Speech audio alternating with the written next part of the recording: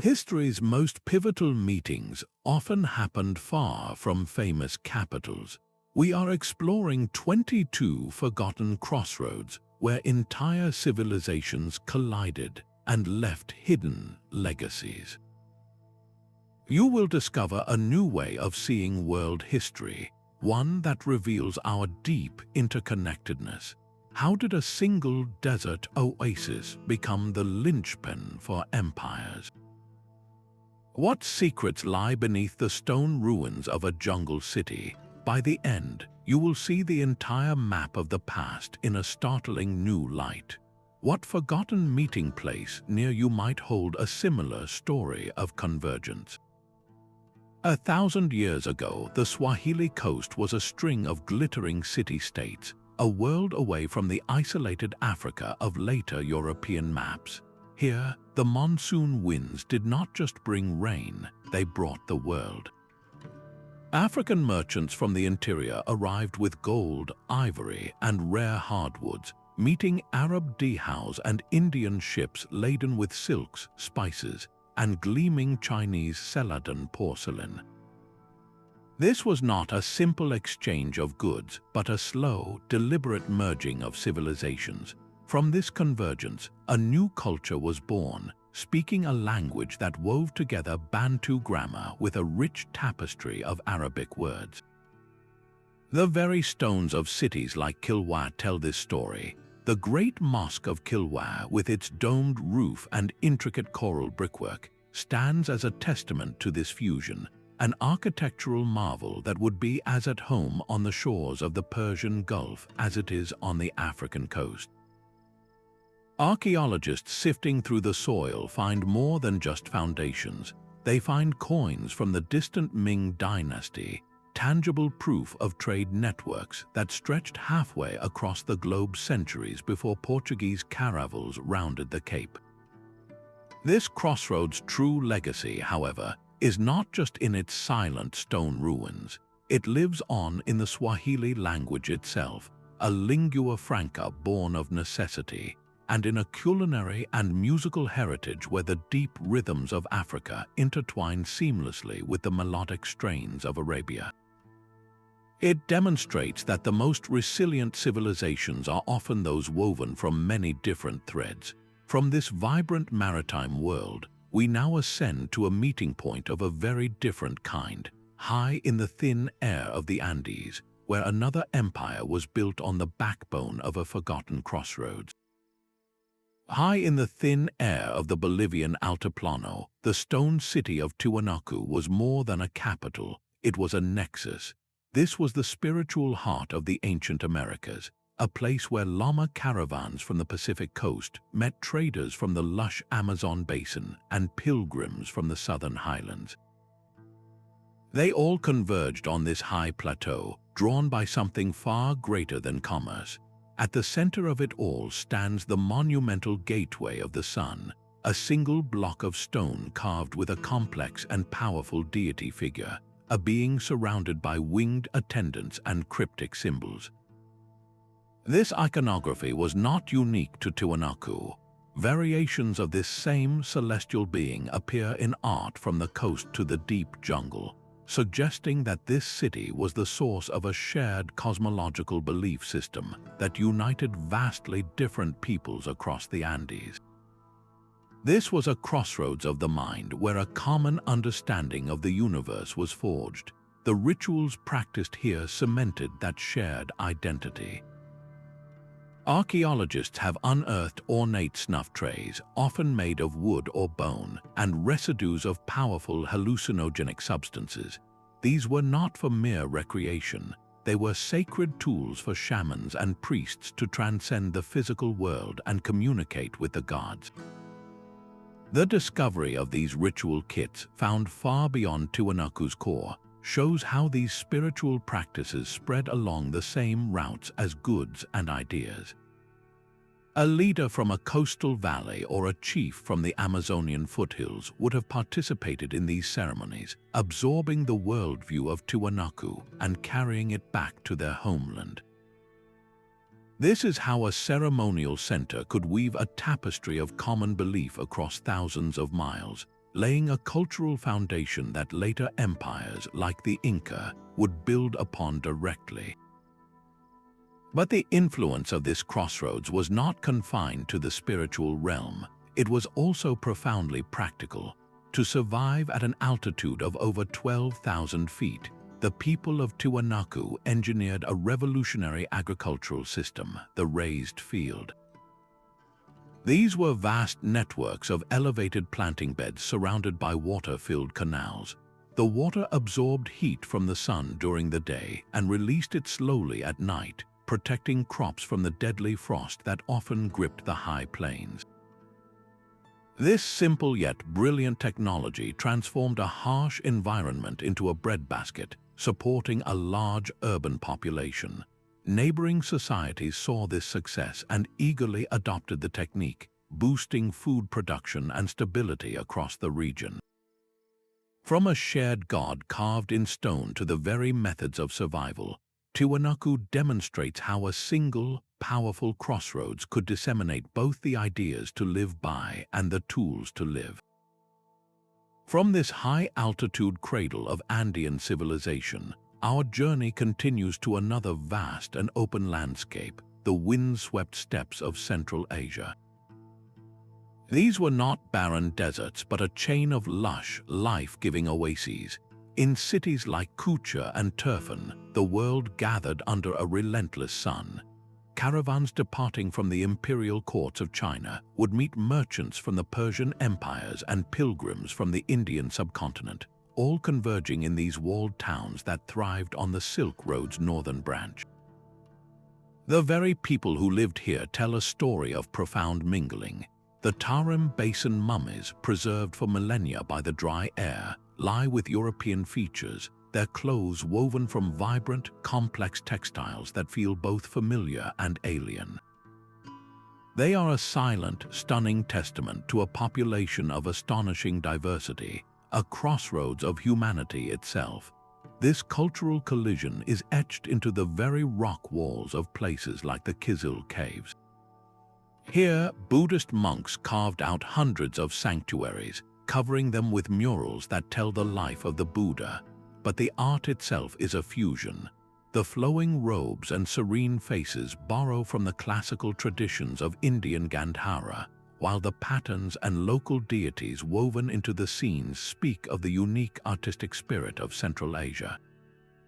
It was in these cool, dim grottos that faith was not just practiced but translated, adapted for new audiences moving eastward. The written word confirms this was a hub of intellectual exchange.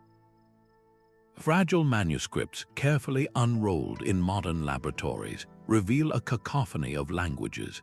A single scroll might contain lines of elegant Sanskrit next to business contracts in a tongue called Tucherian, which itself was written in a script borrowed from India. These texts are more than literature. They are records of a bustling, multilingual society where mathematical concepts from India, astronomical charts from Persia, and Buddhist sutras were all copied, studied, and debated. This constant flow of ideas made the Tarim Basin absolutely crucial for the transmission of Buddhism from its homeland in India into the heart of China. It also acted as a conduit for revolutionary technologies, with the secrets of papermaking and silk production slowly filtering west from China, changing the course of history in Europe and the Middle East.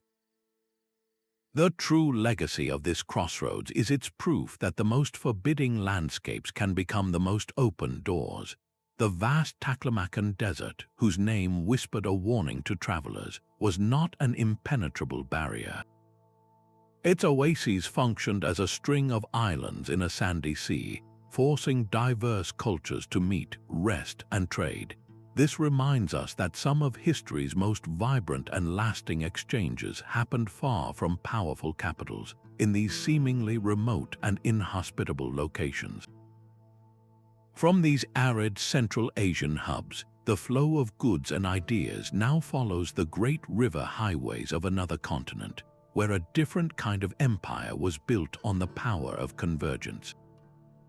Far to the south, where the Mekong River spills into the sea, the air is thick with the scent of wet earth and salt. This was the heart of the Kingdom of Funan, a maritime empire built not on conquest, but on the flow of water and trade. Chinese emissaries who visited 2,000 years ago wrote of a dazzling capital city, a Venice of the ancient tropics, crisscrossed by a network of canals. These waterways were not just for transport, they were the lifeblood of a sophisticated port system, where massive seafaring vessels from India and distant Roman outposts could dock and unload their exotic cargo. Imagine the scene on those bustling wharves. Traders bartered Mediterranean glassware and Persian gems for the riches of the Southeast Asian jungles, fragrant spices like cardamom, rare hardwoods, and glistening pearls. This was not a passive stop on a trade route. It was a vibrant, humming economic engine, actively connecting the commerce of two great oceans. The influence of those foreign ships went far beyond the marketplace, seeping into the very soul of Funan. The art and architecture that arose here tell a story of deliberate cultural adoption.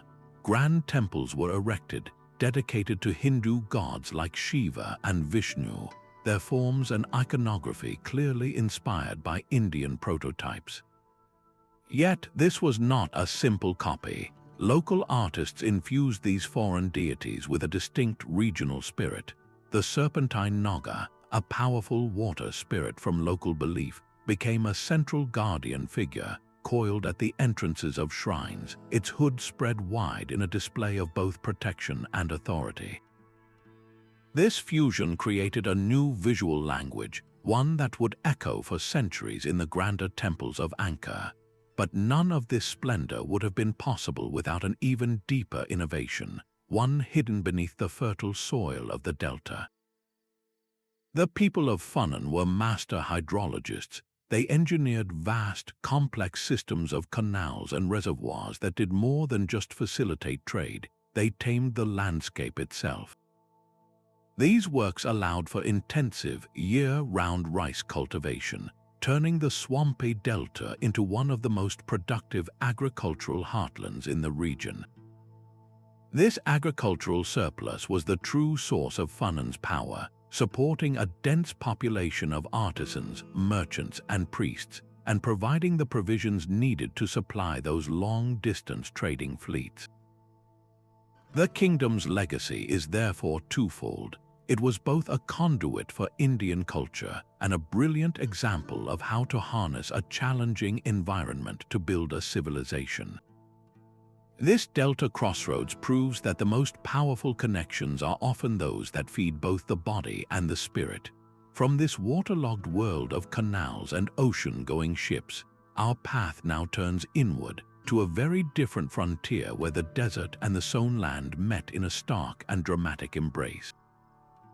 Rising from the Syrian desert, the golden limestone of Palmyra announced an empire of commerce.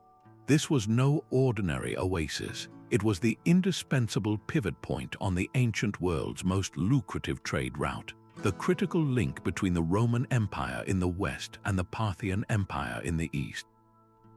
Here, in a city that should have been an afterthought, merchant princes built a monumental metropolis whose wealth was legendary. They grew rich by mastering the movement of silk from China, spices from India, and pearls from the Persian Gulf, goods that were desperately coveted in the marketplaces of Rome. This fortune was then poured into a breathtaking urban landscape, a skyline of grand colonnaded avenues, sprawling temples, and ornate tombs that seemed to defy the barren emptiness of the surrounding sands. The architecture itself was a declaration of its unique position. A temple dedicated to the Semitic god Bel stood with the grand proportions of a Greco-Roman shrine, yet its interior carvings and religious rites were purely local. This was not a clumsy mix of styles, but a confident, deliberate fusion, a visual language that spoke to a citizenry equally at home with Roman law and Arab tribal custom. This cultural blending is etched into the very documents the Pomerans left behind. Inscriptions carved into stone altars and tomb facades appear in 3 languages simultaneously: Palmyran Aramaic, Greek, and Latin, a clear testament to the diverse diplomats, soldiers, and merchants who called the city home. Their legal system was just as hybrid, weaving together strict Roman commercial contracts with older, tribal Semitic laws that emphasized community honor and reconciliation. This unique synthesis allowed Palmyra to act as a neutral ground, a place where competing empires could do business through a trusted intermediary. For centuries, this delicate balancing act brought unprecedented prosperity and a measured independence. But the city's strategic position was also its ultimate vulnerability. Its brief, meteoric rise to true power under the warrior Queen Zenobia proved how dangerous such a pivot point could become. In the 3rd century, as Rome was weakened by internal crisis, Zenobia dared to challenge both of the great powers between which her city sat. She launched a military campaign that briefly seized control of Roman Egypt and much of Anatolia, declaring her own Palmyran Empire. For a fleeting moment, this desert crossroads was not just a mediator between empires, it aimed to be the empire itself. Rome, of course, crushed this audacious bid for power, and Palmyra was eventually sacked, its political influence broken forever. Yet its legacy is far more profound than its dramatic fall. Palmyra stands as the ultimate example of a borderland city that developed a powerful, distinct identity not in isolation, but precisely because of its role as a bridge. It was a place that took the cultural raw materials of its powerful neighbors and forged something entirely new, a cosmopolitan oasis culture that belonged wholly to itself. Its story forces us to ask a compelling question. Can the places we often label as peripheral, the border towns and frontier outposts, sometimes wield more influence than the great capitals they connect? This desert capital of commerce shows us that the space between 2 giants can be a place of immense creativity and power. From this nexus of empires in the arid Middle East, our search for forgotten meeting places leads us to a very different environment beneath the vast canopy of the African savanna. The great stone walls of Zimbabwe rise from the earth like the bones of a forgotten giant. Far to the south of the Swahili Coast, this city was the capital of a vast trading network that drew wealth from the very heart of Africa. Its rulers controlled the flow of gold from inland mines, ivory from great elephant herds, and vast herds of cattle, the true measure of wealth in the region. This was not an isolated kingdom, but a powerhouse deeply connected to the wider world. Within the stone enclosures of the royal court, archaeologists have unearthed fragments of delicate Celadon porcelain from the kilns of China and shards of brilliant blue glass that originated in the workshops of Persia. These treasures were not brought by foreign invaders. They were the acquired luxuries of a local elite who actively participated in a global exchange, trading the continent's riches for the world's finest goods. The city's architecture is a marvel of ingenuity and purpose.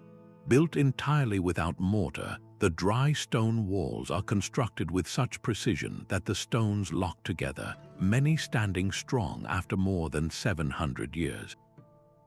The most enigmatic structure is the Great Conical Tower, a solid, towering monument whose exact purpose remains a mystery. Some scholars suggest it was a granary, a symbol of the king's power to feed his people, while others see its alignment with celestial bodies as proof it served as a sophisticated calendar, marking the solstices and guiding the agricultural and ceremonial cycles of the kingdom. This was more than a city of merchants, it was a place of profound spiritual and political authority. The legacy of Great Zimbabwe radiates outward across the region, visible in the smaller stone ruins that echo its architectural style, a clear sign of its cultural and political influence. For a long time, European colonists refused to believe that Africans could have built such a magnificent city, attributing it to Phoenicians or the Queen of Sheba. But the truth, written in stone and artifact, is undeniable. Great Zimbabwe stands as a powerful testament to an indigenous African civilization that achieved remarkable complexity and engaged with the world on its own terms. It forces us to reconsider the map of the medieval world, proving that influential crossroads of commerce and culture thrived far from the familiar centers of Europe and Asia.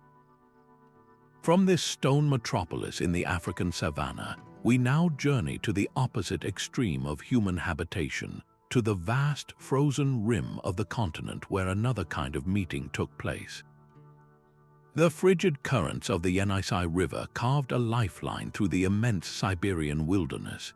This was not a land for great cities or empires of stone, but a sprawling crossroads for nomadic peoples whose survival depended on a deep, shared knowledge of the subarctic world.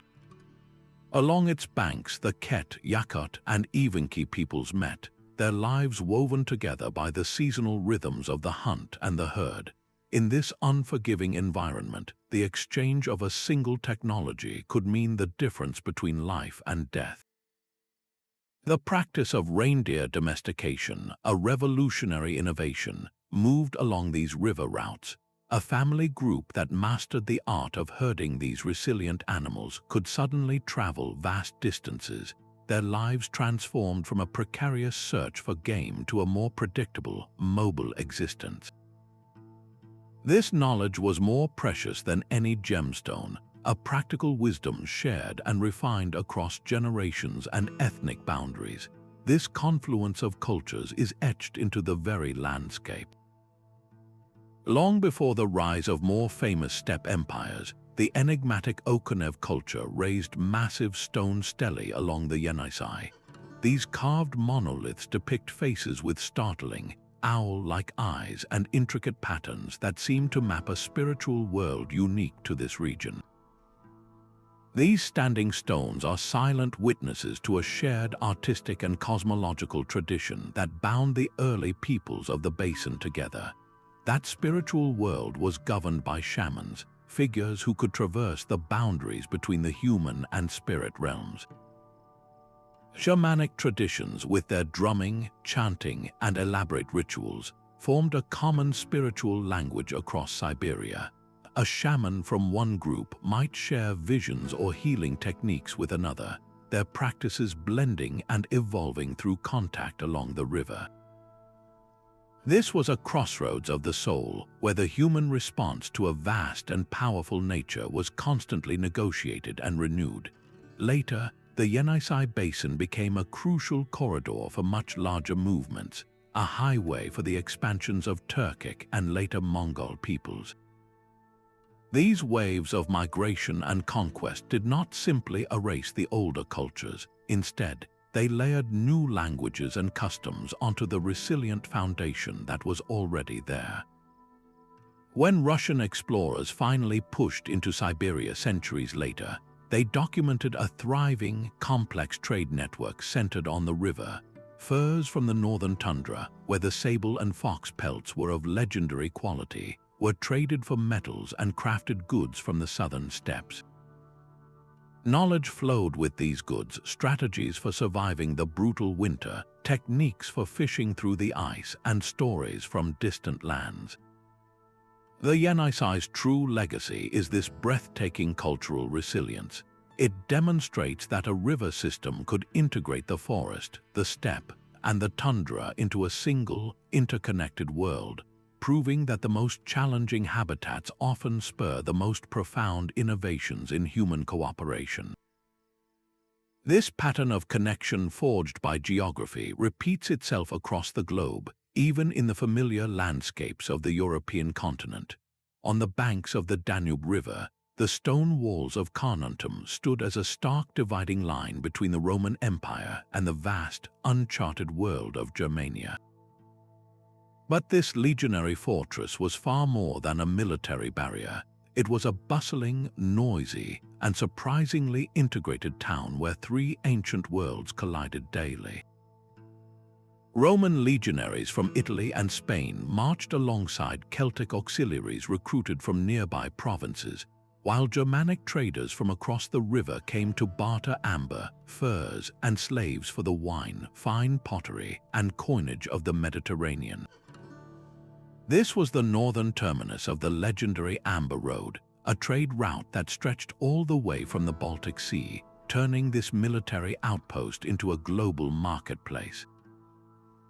The wealth from this trade built a thriving civilian city right outside the fortress walls, complete with a sprawling amphitheater that could seat thousands for gladiatorial games and public spectacles. Yet the most telling evidence of this cultural fusion does not come from the grand monuments, but from the small, personal items lost or buried centuries ago. Archaeologists sifting through the soil of a typical home might find a perfectly Roman-style cooking pot sitting beside an exquisitely crafted Germanic brooch, its intricate metalwork bearing a style completely alien to Roman taste. These objects were not kept separate, they were used side by side in daily life, suggesting a level of cultural blending that went far beyond mere coexistence.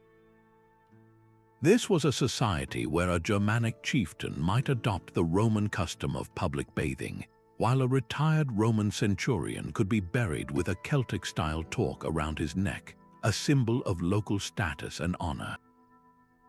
The political importance of this dynamic borderland was confirmed in the year 193, when the legions stationed at Carnuntum played kingmaker. It was here, within sight of the Germanic lands, that the commander Septimius Severus was proclaimed emperor by his troops, setting him on a path to seize the entire Roman Empire. This moment underscores that the empire's frontiers were not just defensive lines held by isolated garrisons, they were power bases pulsing with economic energy and political ambition. The legacy of Carnuntum forces us to completely rethink what a border is. It was not a wall meant to stop all interaction, but a permeable membrane, a dynamic interface where people, goods, and ideas were constantly filtered and exchanged. This slow, centuries-long negotiation along the Danube did not just supply Rome with amber and soldiers. It fundamentally shaped the cultural DNA of Central Europe, blending Roman law and urban life with Celtic and Germanic traditions to create a new hybrid identity. This pattern of islands serving as meeting points for entire ocean basins now carries us far from the European continent to the vast expanse of the Pacific. In the vast expanse of the Pacific Ocean, the city of Madol rises from a coral reef, a labyrinth of stone built not on any natural land, but on nearly 100 artificial islets. This was the ceremonial heart of the island of Pohnpei, a place where the seafaring peoples of the Pacific gathered not just for trade, but for the very rituals that held their world together. To construct it, its builders performed a feat of engineering that still baffles visitors today. They quarried colossal hexagonal logs of basalt, each weighing many tons, from the opposite side of the island. Then, without the use of metal tools or wheels, they transported these immense stones across the water and stacked them in alternating crisscross patterns to form towering walls and canals. This was not the work of a simple village chiefdom, but of a sophisticated, highly stratified society capable of commanding and organizing a vast labor force for generations. The very scale of the city speaks of a powerful central authority, one that could compel an entire population to a single, magnificent purpose.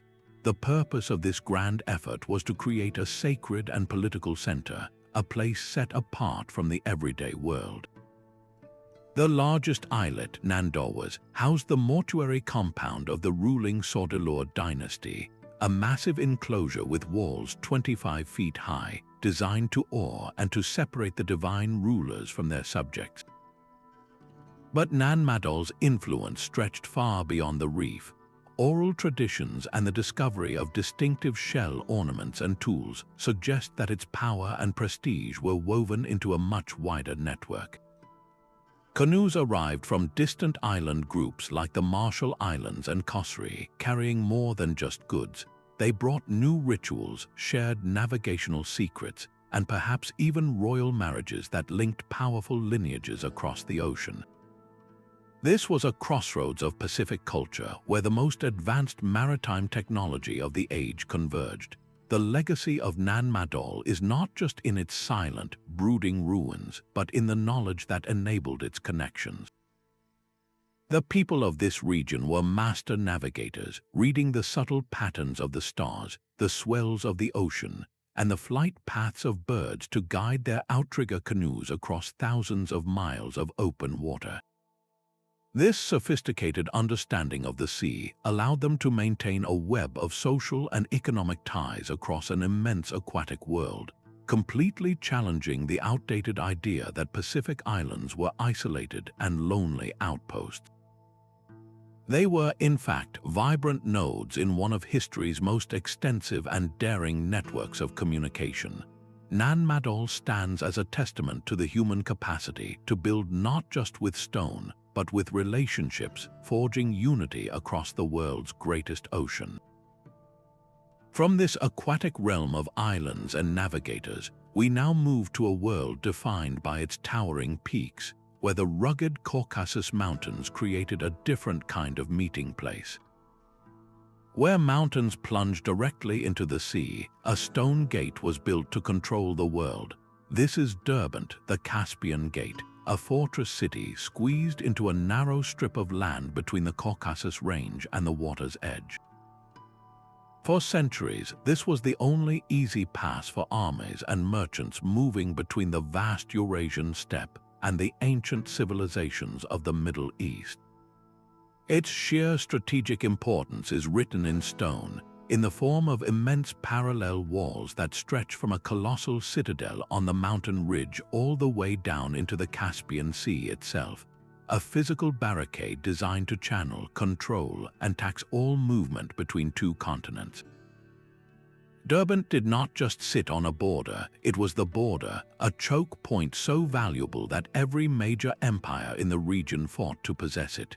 The Persians built its most enduring fortifications, the Arabs brought new faith and learning, the Mongols stormed its ramparts, and the Russians finally anchored their southern frontier here. Each conqueror left a layer of their own culture, not by erasing what came before, but by adding to it. You can walk its ancient streets and see this palimpsest of power, a Persian fortress wall standing beside a medieval Arab bathhouse, all overlooked by a mosque that is one of the oldest in the world. This architectural fusion is echoed in the words its people left behind. Multilingual inscriptions are carved into its stones, with Persian poetry existing alongside Arabic verses from the Quran and later Russian imperial decrees, a testament to the many voices that have claimed this place as home. Derbent was far more than a military barrier, it was a brilliant filter for ideas. As a key node on the northern branch of the Silk Road, the city saw caravans carrying more than just silk and spices, they carried entire worldviews. It was through this gate that Zoroastrianism, with its eternal struggle between light and dark, first filtered northward from its Persian homeland. Later, Christian missionaries and merchants passed through, leaving traces of their faith in the region. And ultimately, it was a crucial conduit for the spread of Islam deep into the steppe, transforming the cultures of the nomadic peoples who lived there. This constant flow of beliefs and goods created an astonishingly diverse human tapestry. Even today, the city is a living museum of coexistence, home to a mosaic of ethnic groups, including Lezgians, Tabasarans, Azerbaijanis, and Armenians, each speaking their own language while sharing this narrow strip of land. Derbent's ultimate legacy is this enduring cultural richness. It demonstrates that the most fiercely contested places, the strategic gates that empires build walls to hold, often become the world's most resilient cultural repositories, preserving a unique blend of all who came and conquered. From this stone gate between the mountains and the sea, our journey takes us to another starkly beautiful landscape, where a different kind of trade route shaped the destiny of the American Southwest. The silence of Chaco Canyon is a presence in itself, a vast, dry bowl in the high desert of New Mexico that once pulsed with a different kind of energy. This was the spiritual and economic heart of the ancient Puebloan world, a crossroads not of empires, but of communities scattered across a harsh and beautiful landscape. At the center of it all rose the monumental great houses, structures like Pueblo Bonito with its hundreds of rooms and precise D-shaped design. These were not simple villages, but architectural marvels built to a grand, cosmic plan. Their walls were aligned to capture the solstice sun, and certain windows and doorways framed the cycles of the moon with uncanny accuracy. This was a shared calendar written in stone, a sophisticated cosmology that connected every community who participated in the rituals held here. Think of what that meant for a family traveling for days across the desert, arriving at the canyon as the sun touched a specific notch in the far wall, confirming the time for planting or ceremony. That shared experience, repeated over generations, forged a powerful regional identity among people who otherwise lived in separate, often isolated, settlements. The objects found within these great houses reveal a network that stretched even farther than their cosmology. Archaeologists have uncovered the skeletons of scarlet macaws, vibrant birds whose native home is the rainforests of Mesoamerica, over 1,000 miles to the south. They have found piles of worked turquoise, a sacred stone whose closest sources were in distant mines. These were not just trade goods, they were items of profound ritual significance. The blue-green of turquoise represented water and life in this arid land, while the brilliant feathers of the macaw were likely symbols of spiritual power and connections to a southern world of immense prestige. The very act of bringing these items to Chaco through a chain of hand-to-hand trade was a ritual in itself, reinforcing social bonds and a shared participation in something much larger than any single community. Chaco's true legacy, however, did not vanish when the canyon itself was eventually abandoned. Its influence is clearly visible in the later, breathtaking cliff dwellings of Mesa Verde. The architectural knowledge, the kiva designs for ceremonial life, and the core elements of a spiritual world, you all traveled from this central hub, adapted by people moving into new landscapes. This crossroad illustrates a profound truth about human societies, that shared beliefs and the exchange of ritually important resources can be just as powerful as military conquest in integrating far-flung societies. It shows how a ceremonial center can become the anchor for an entire civilization, creating unity not through force, but through a common understanding of the cosmos and one's place within it. From this high desert hub of spiritual commerce, our path now leads across the globe to a very different ocean, where the monsoon winds powered another kind of cultural convergence. Rising from the Indian Ocean like a lost world, the island of Socotra is a living museum of strange forms. Its dragon's blood trees stand as silent, umbrella-shaped sentinels, bleeding a deep crimson resin that was worth its weight in gold to the ancient Romans and Egyptians. This biological singularity, coupled with the island's position directly in the path of the monsoon winds, made it an irresistible crossroads for the most diverse of travelers. Seafaring merchants from southern Arabia, their dhows laden with frankincense, would stop here for fresh water. Ships from the west coast of India, braving the open ocean, found it a vital waypoint. Even Swahili traders from the African coast were drawn to its shores, yet this was not a place of grand cities or permanent markets, but of controlled, seasonal interaction.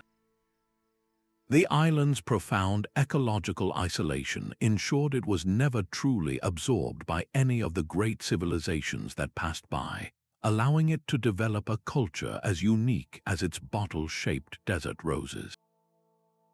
The Socotra language is a testament to this, an ancient Semitic tongue so distinct that it is nearly unintelligible even to Arabic speakers, preserving a sonic fingerprint of the island's deep past. This cultural blend is etched into the very landscape. You can find simple stone houses built with techniques borrowed from Arabian coastal villages standing not far from the ruins of early Christian churches. These religious sites, some of the oldest in the region, hint at another layer of Socotra's story. The island became a quiet refuge for Nestorian Christians, a monastic outpost where faith was practiced far from the theological controversies of the mainland. The monks who lived here traded with the passing merchants of many faiths, their existence a quiet testament to the island's role as a sanctuary. Socotra's ultimate legacy is this perfect balance. It was connected enough to absorb influences from across the Indian Ocean, yet isolated enough to remix them into something entirely its own. It demonstrates that a crossroads does not always mean a melting pot. Sometimes it is a crucible where intense but brief contact forges a stronger, more distinct identity. From this island laboratory of life, our path now leads to the open, windswept stage of the Eurasian steppe, where a different kind of exchange shaped global history. A narrow strip of land, barely 60 miles wide, became the pivot upon which entire river systems turned. This was the Don-Volga Portage, a humble overland link where boats were dragged from one great river to the next, stitching together worlds that would otherwise remain separate. Here, the vast network of the Volga, flowing north to the cold Baltic forests and south to the Caspian Sea, met the Don, a water highway leading directly to the warm waters of the Black Sea and the Byzantine Empire. For nomadic empires, controlling this portage was like holding a master key to the continent's waterways. The Scythians understood its value first, but it was the Khazars who perfected its use, building a powerful cognate whose wealth was entirely derived from taxing the endless flow of goods across this vital land bridge. Picture the bustling activity, the creak of wooden carts loaded with goods transferred from Volga riverboats. Northern furs, amber, and honey were carried south, while stacks of Chinese silks, Caspian fish, and silver coins from the Islamic caliphates moved north. This was not a border, but a revolving door for continents. The portage's influence went far beyond commerce, becoming a conduit for the most profound ideas. It was along this route that military technologies, like the stirrup that revolutionized cavalry warfare, traveled from the steppes into the heart of Europe. Most strikingly, this overland link became the stage for one of history's most fascinating religious transformations. The Khazar elite, positioned between the expanding Christian Byzantine and Muslim Abbasid empires, made a startling political decision. They collectively converted to Judaism. This was a brilliant diplomatic maneuver, allowing them to remain neutral, beholden to neither of their powerful proselytizing neighbors. A Jewish kingdom thriving in the heart of the Eurasian steppe, a direct result of its role as an independent crossroads. The legacy of this portage echoes in the rise of later powers. The Varangian traders, the founders of Kievan Rus, quickly grasped its strategic genius, using this same river-to-river link to build their own trade network, one that would eventually form the backbone of the Russian state. The story of this muddy track demonstrates a powerful truth, that the most transformative connections are not always the grand oceanic routes or Silk Roads, but the short, unglamorous passages that seamlessly unite vast, flowing networks. It forces us to look at a map and see not just the rivers, but the spaces in between where geography compelled cooperation and created empires. From this soggy overland link between European rivers, we find a similar story of integration in the monsoon-drenched highlands of Southeast Asia. Deep in the river plains of what is now Thailand, the Mon people built a civilization that was a masterclass in cultural translation. The kingdom of Dvaravati did not simply receive Indian influence, it actively curated it, selecting the ideas that resonated most deeply with its own worldview and refashioning them into something uniquely Southeast Asian. At the heart of this transformation was a profound embrace of Buddhism, but not the complex, deity-filled Mahayana Buddhism of the northern traditions. Dvaravati became a powerhouse for Theravada Buddhism. The school focused on the original teachings of the Buddha and the path of the individual monk. This was a deliberate choice, one that would shape the spiritual landscape of the entire mainland for millennia. The art they left behind makes this selective adoption stunningly clear. Their sculptors created some of the earliest and most serene Buddha images in the region, yet these stone and stucco figures do not look exactly like their Indian counterparts. The Dvaravati Buddha often has a broader face, fuller lips, and a gentle, approachable expression that feels distinctly local, a familiar calm rather than a distant, foreign ideal. This was not imitation, it was interpretation. The kingdom's economic life was just as distinctive and sophisticated. Their cities were not grand imperial capitals, but sprawling, circular settlements protected by massive earthen moats and ramparts, designed to manage water in a land of monsoon floods and droughts. Within these urban centers, they minted a currency that was a work of art and symbolism in itself, small, silver coins stamped with a Dharma wheel, the Buddhist symbol of teaching and cosmic law. Imagine using one of these coins to buy goods in a bustling market. Every transaction was a tiny, daily reinforcement of the kingdom's core values, a perfect fusion of spiritual belief and commercial necessity. This network of moated cities, connected by both river routes and overland trails, formed a web of exchange that linked the maritime trade of the Gulf of Thailand with the interior and the cultures farther north. The legacy of Dvaravati is not a list of conquered territories, but a deep cultural imprint. When the later, more famous kingdoms of Sukhothai and Ayutthaya rose to power, they built upon a foundation that Dvaravati had laid. The graceful, spiritual aesthetic of Thai Buddhist art and the enduring prevalence of the Theravada practice across the region are living testaments to this first, crucial crossroads. Dvaravati proves that the most lasting cultural exchanges are not about wholesale replacement, but about a creative and confident blending, where a society takes what it needs from the outside world to better express its own inner spirit.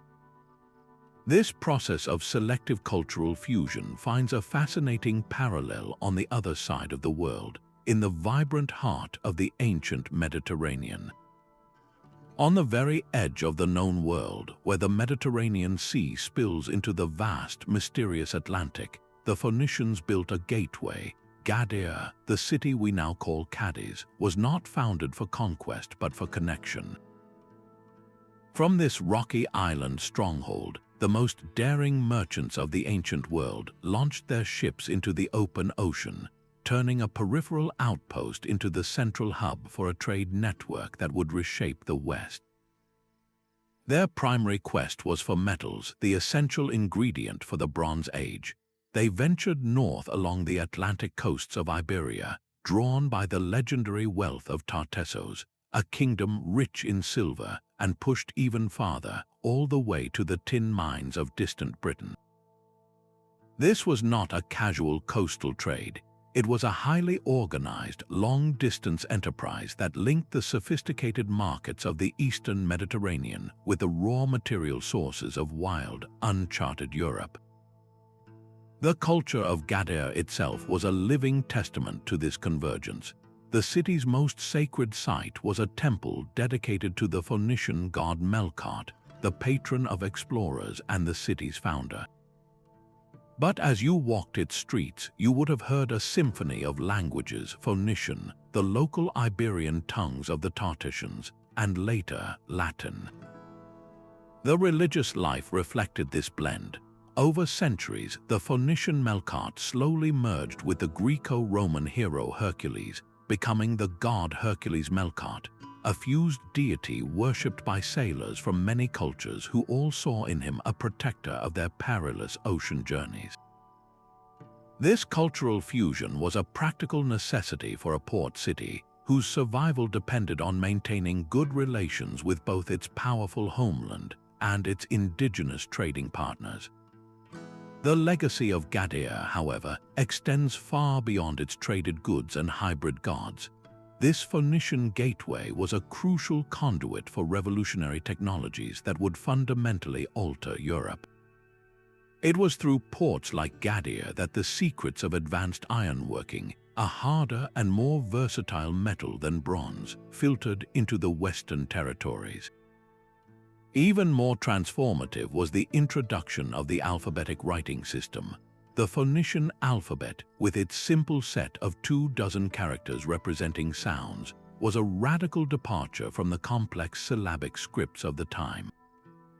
It was far easier to learn and adapt, and it was this very alphabet that the Greeks would later modify, a modification that would form the bedrock of all Western writing. Every time we use the letters of our own alphabet, we are touching a legacy that passed through this Atlantic gateway. Cádiz's story forces a profound reconsideration of how exploration happens.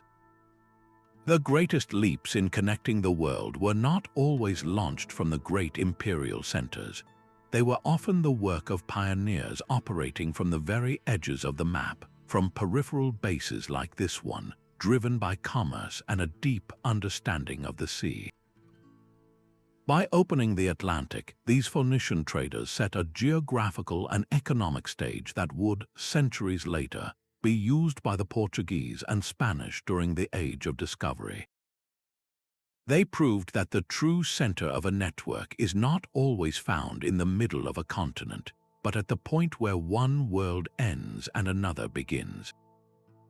From this maritime gateway on the Atlantic fringe, our journey now carries us to a crossroads of an entirely different nature, high in the thin air and formidable terrain of the Himalayan foothills.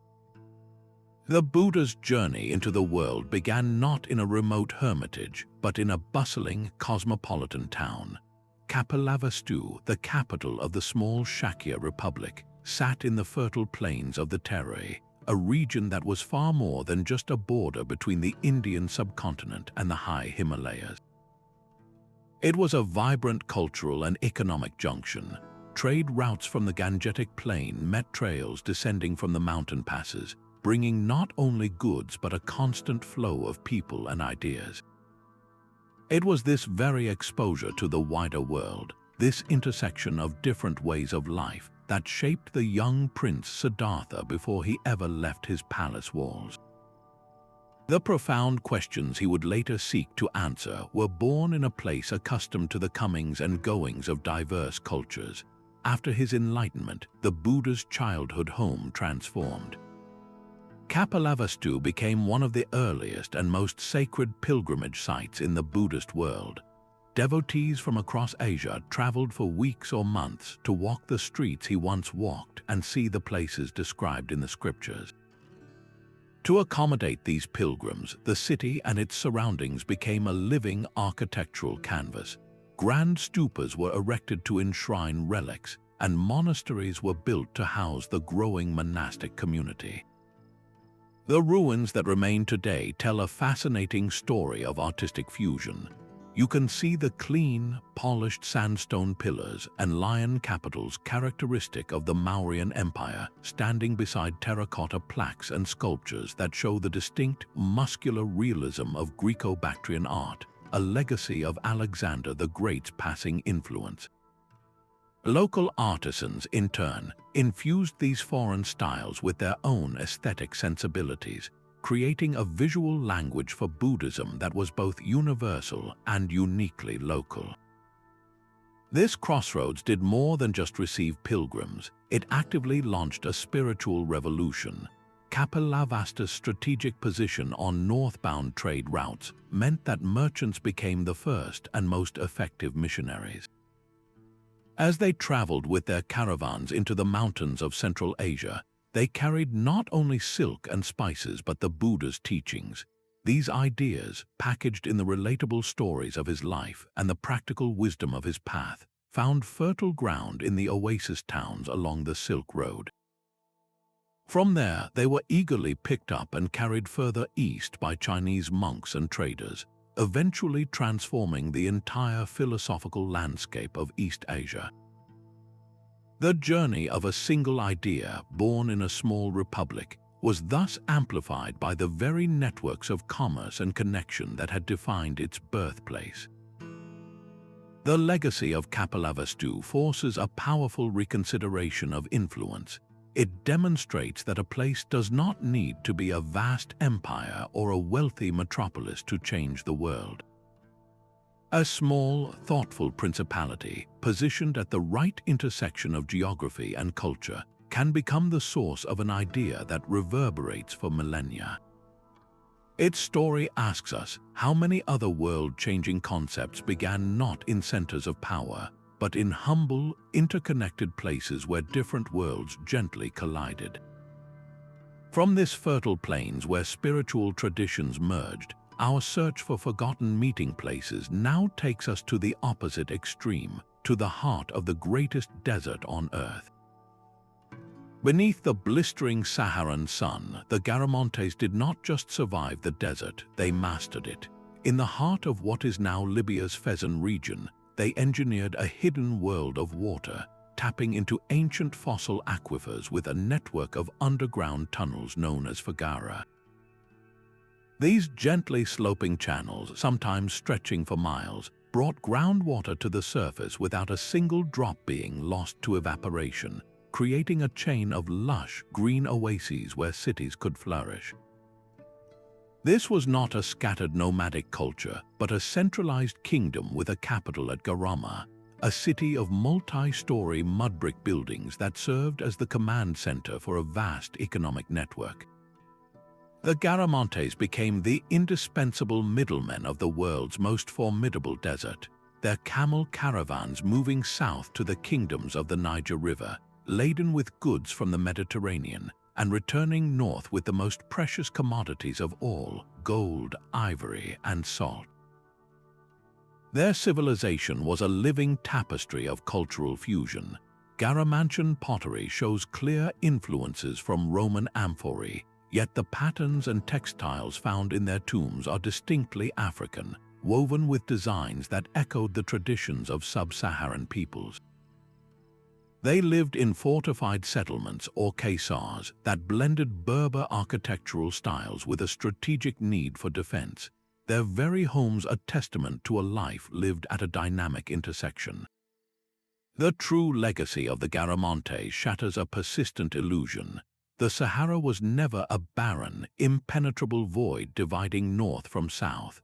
It was a bridge, a sea of sand with its own ports of call, its own maritime routes, and its own skilled navigators. This kingdom demonstrates that human ingenuity can create corridors of life and commerce in the most unexpected places, forcing us to see deserts not as empty spaces on a map, but as active, pulsing zones of connection and exchange. From this sun-scorched sea of sand, our path now turns to a very different, cooler sea, the amber-rich waters of the Baltic. The amber-rich coast of Latvia holds the ruins of a settlement far more significant than its size suggests. At Grobin, the graves tell a story of quiet integration. In one burial mound, you might find the distinctive oval brooches and weaponry of a Swedish Viking, laid to rest with honor. In another, just a short walk away, lie the artifacts of a local Curonian tribesman, his status marked by the unique local style of his ornaments. They were not buried in separate, segregated fields, but as part of a single, mixed community that thrived here from the 7th to the 9th centuries. This was not a Viking raiding camp, but a permanent emporium, a neutral ground where Scandinavian, Baltic, and early Slavic peoples met to trade on the shores of the eastern Baltic. The air here would have been thick with the smells of salt, pine, and raw furs, as bundles of precious amber, animal pelts, and, tragically, human captives destined for the slave markets changed hands. The real importance of Grobin, however, was not just what was traded, but where those trade routes led.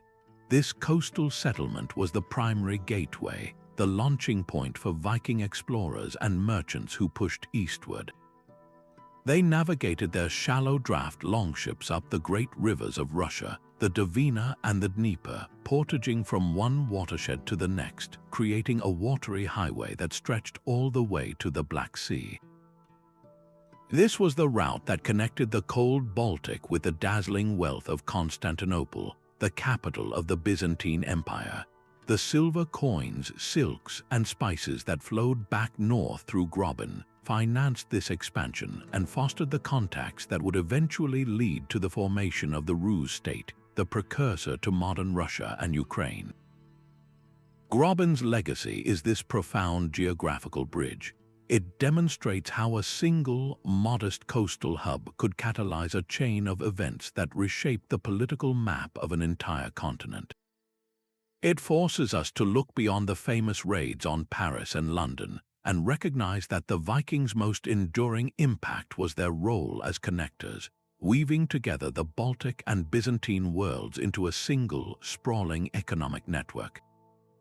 The story of medieval Europe cannot be fully understood without acknowledging these minor sites where different worlds decided to build a shared future, however pragmatic its beginnings.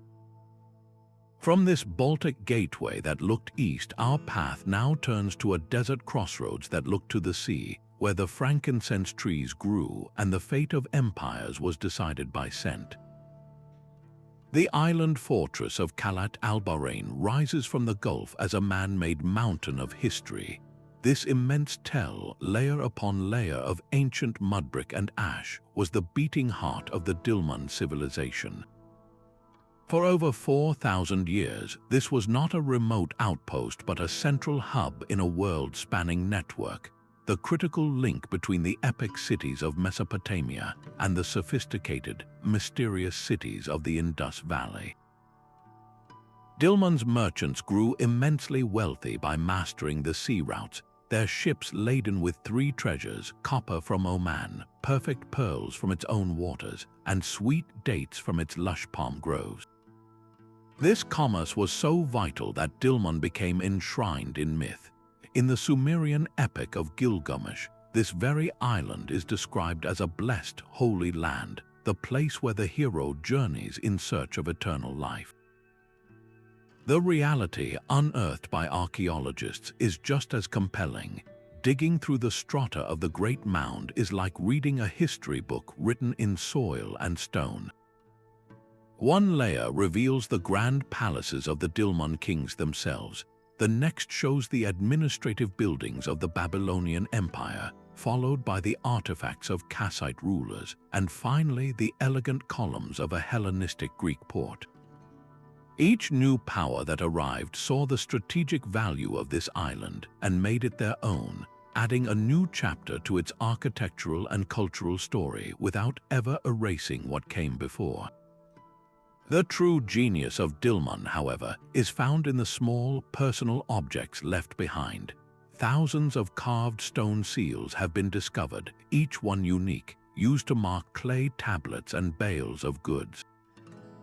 This was not just decoration, it was an early, sophisticated system of bureaucracy and ownership, a way to manage complex, long-distance trade.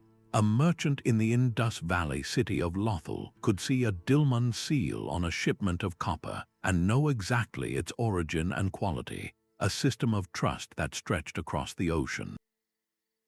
This small island civilization demonstrates a profound truth. that you do not need a vast army or a huge territory to shape the world. Through clever positioning and commercial brilliance, Dilmun punched far above its weight, becoming an indispensable middleman whose practices and even its mythology echoed across continents.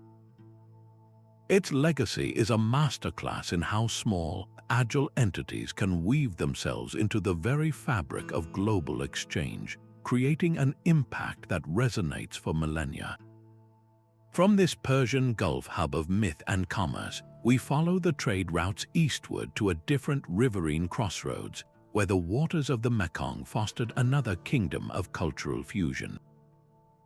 Deep within the Cambodian jungle, the crumbling brick towers of Samba Pre Kuk stand as a quiet prologue to the thunderous grandeur of Angkor.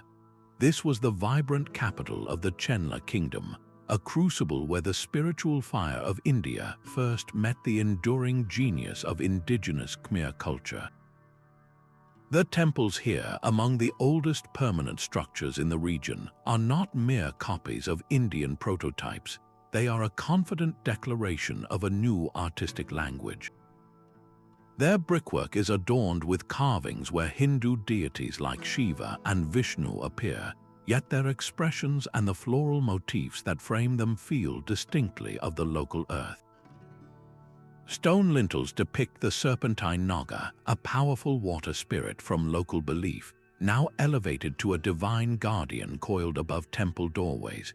This was a spiritual fusion, a deliberate reimagining of imported gods through a local lens.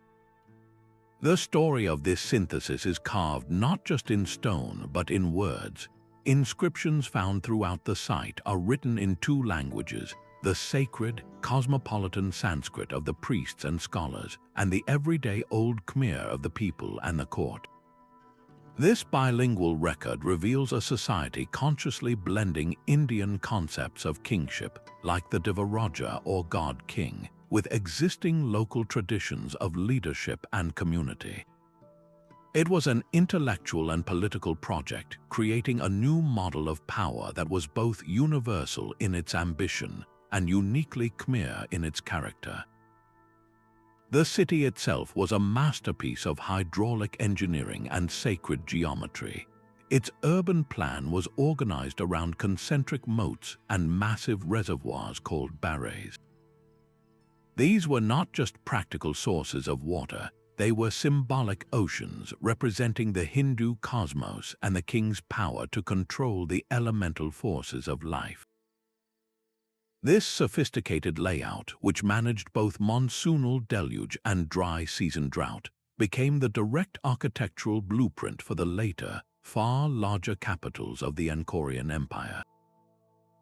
The true legacy of Samba Pre Kuk is therefore not its scale but its foundational role. It was here that Indian culture was not simply adopted, but thoroughly digested and reborn. The Chenla kingdom took the raw materials of a foreign civilization and used them to build a cultural identity so strong and self-assured that it would fuel one of the world's most magnificent empires. This crossroads teaches us that the most successful cultural meetings happen not when one tradition dominates another, but when a local genius confidently remixes foreign ideas into something entirely its own. From this jungle cradle of Khmer civilization, our search for forgotten meeting places takes us to an entirely different continent, to the vast, open expanse of the North American plains.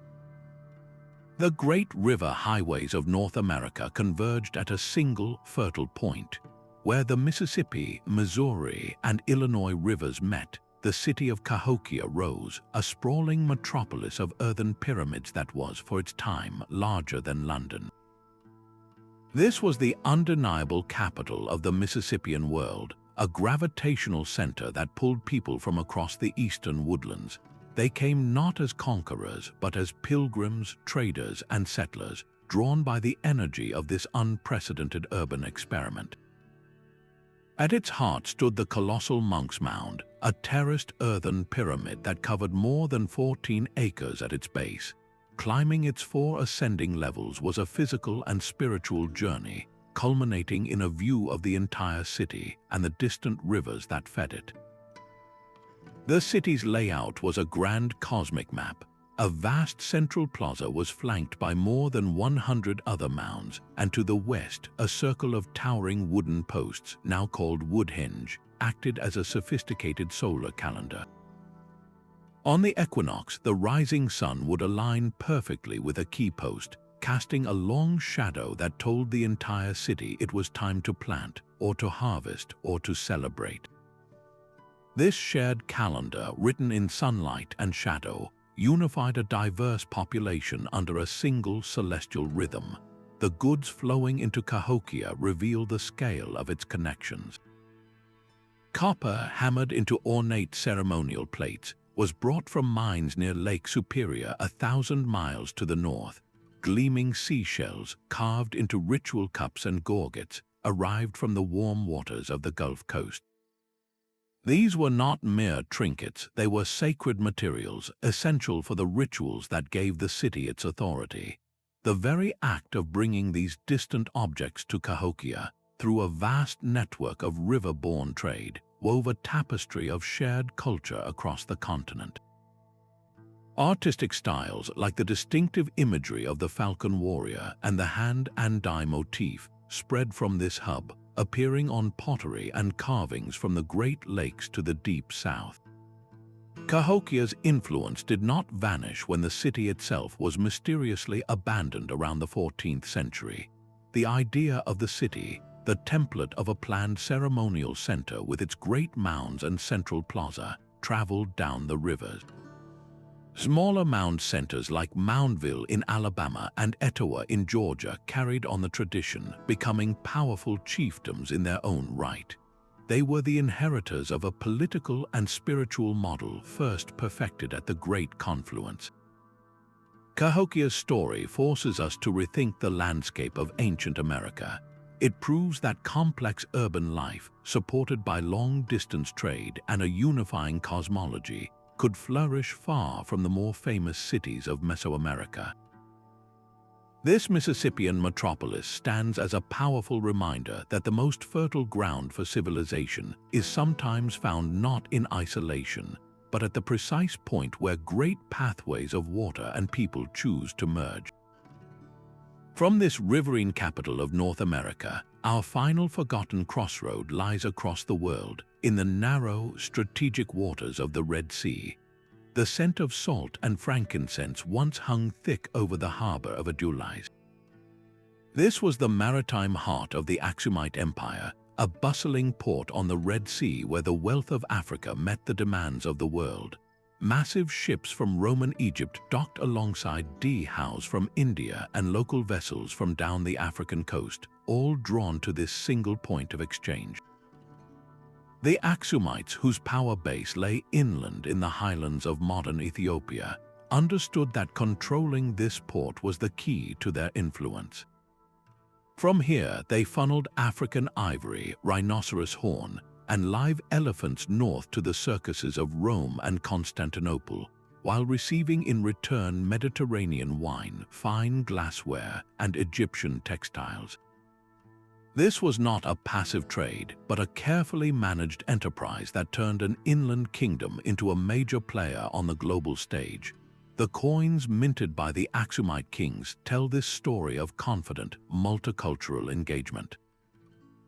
Struck in gold and bronze, they carried the portrait of the ruler, but the inscriptions were bilingual, written in both Greek, the lingua franca of Mediterranean commerce, and Ge'ez, the local Semitic language of the Aksumite court.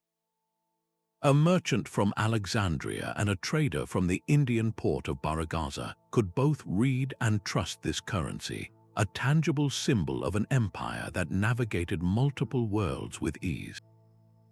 This economic connection soon blossomed into a profound spiritual one. Through the constant contact with the Eastern Roman, or Byzantine, Empire, Aksum's rulers converted to Christianity in the 4th century, linking their kingdom to one of the great religious networks of the age.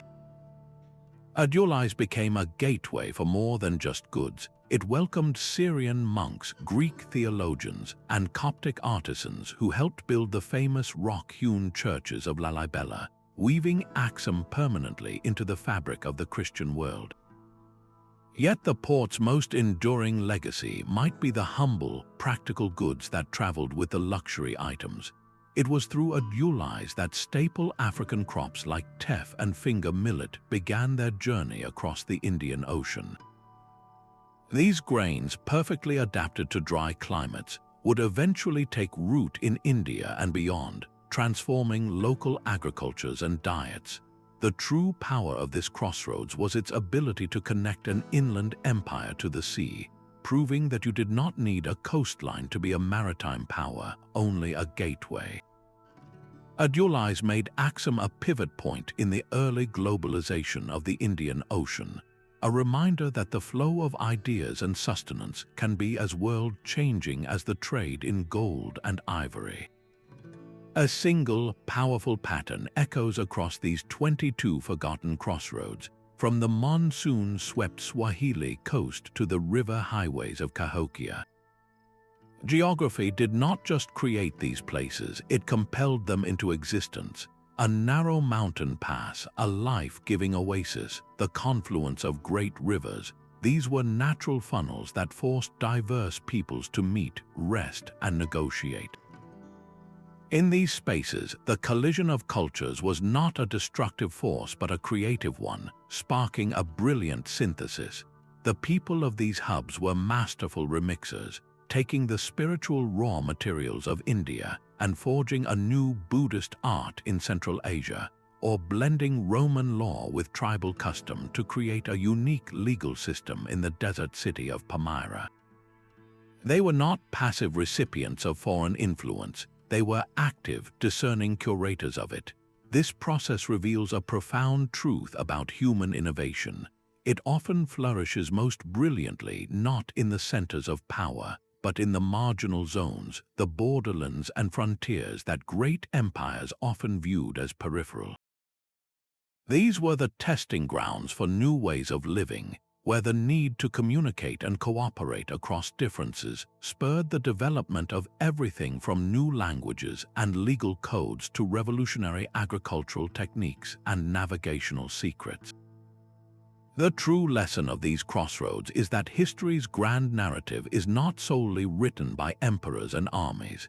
It is equally crafted in the quiet, persistent exchanges between merchants on a dusty wharf, the shared rituals of pilgrims at a remote shrine, and the slow, patient work of artisans blending artistic styles. This long view of globalization, stretching back millennia, gives us a crucial perspective on our own interconnected world. We are living through another great age of cultural convergence, where digital networks create new, virtual crossroads every day. The resilience of those ancient networks which survived the rise and fall of empires offers a hopeful reminder of humanity's enduring capacity for connection. Our modern challenge is to embrace the creative potential of these collisions with the same wisdom as the builders of Madol or the merchants of the Tarim Basin, to become thoughtful curators in a world of constant exchange. The legacy of these forgotten meeting places is all around us, in the languages we speak, the foods we eat, and the ideas we share, a timeless testament to the power of the space between. Our journey across these 22 forgotten crossroads reveals a profound truth, that our world has always been deeply interconnected. The hidden legacies forged in these meeting places are not locked away in museums. They live on in the languages we speak, the foods we eat, the art we admire, and the very technologies that shape our daily lives. From the Swahili words woven into global discourse to the agricultural wisdom that once fed empires, these are the quiet, enduring gifts of ancient exchange. Each site, from the Swahili Coast to the great mounds of Cahokia, tells a unifying story of human adaptability, a testament to our shared genius for finding common ground and building something new from the meeting of different worlds. The historian Funan captured this perfectly when he observed that civilization is first of all a geographical space. It is in these specific, often overlooked locations, where rivers meet or deserts yield an oasis, that the long, slow currents of history converge and culture is born. This perspective invites you to see your own region with fresh eyes. Look at the old river ford, the mountain pass, the coastal inlet near you. What forgotten crossroads lie in its past? What stories of convergence are waiting to be remembered? I would love to hear what you discover, so please share your thoughts in the comments below. If you enjoyed this exploration into the hidden chapters of our shared heritage, consider subscribing for more journeys into the world's greatest historical mysteries. Thank you for joining